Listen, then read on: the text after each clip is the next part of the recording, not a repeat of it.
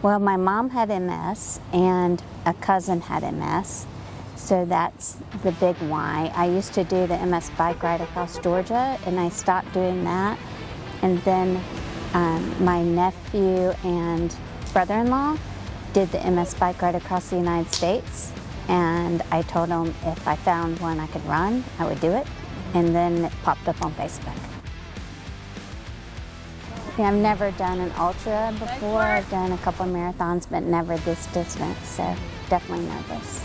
So I did 2 marathons when I was much younger, and done a good many half marathons. Most of those were when I was younger. I have a neurological disorder that made my hands and feet numb.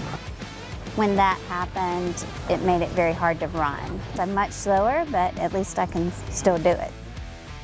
So on the first day, Cinda kind of got dehydrated and struggled with some nausea, especially at the end of her run.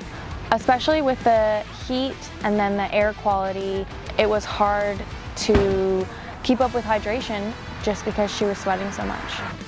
The temperature-wise, it's about the same as it is in Georgia, but running on asphalt the entire time with no shade is the big difference, I think.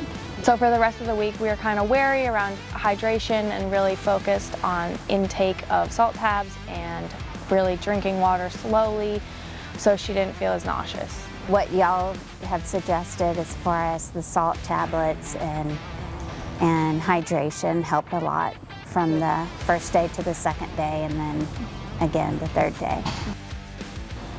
I am not as sore as I thought I was going to be. Like each day when I start the next morning, I thought it would be harder.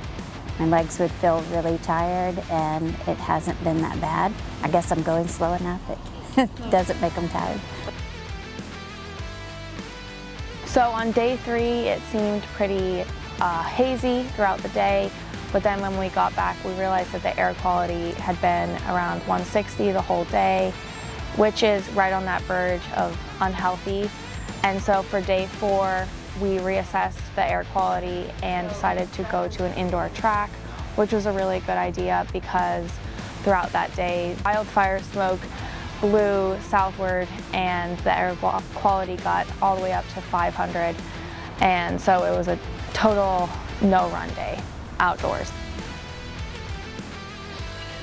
It wasn't as bad as I thought it was going to be because, you know, it was a lot cooler and you can kind of zone out because there's nothing to worry about as far as traffic or... I think that Cinda's support from her family and friends really helped her get through the miles because this journey is not an easy journey, and having her husband John there to help carry water and her daughter to help pace her and friends to support her towards the end of the run was really beneficial for her, and she did a great job.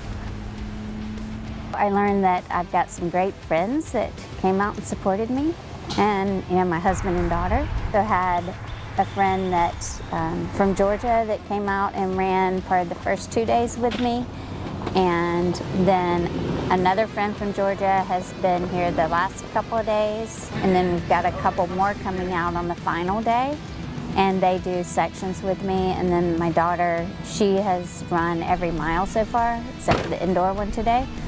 There we go, nice work. And my husband has followed along on the bike, which has been very helpful because he's got water right there in his pocket for me. And John chases off all the dogs.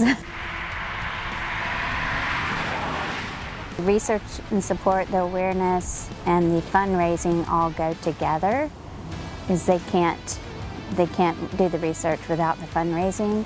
And I was surprised when I started this, the number of people had never heard of multiple sclerosis. So that's the awareness, you know, needs to be out there. Everyone that knows me really well is aware of it already, but as far as, you know, strangers go, they don't always know about it. I think a lot of people see your shirt when you're running by because, you know, all the traffic and just if you go in the store, and so it definitely helps raise awareness, and it has raised a lot of money for the society.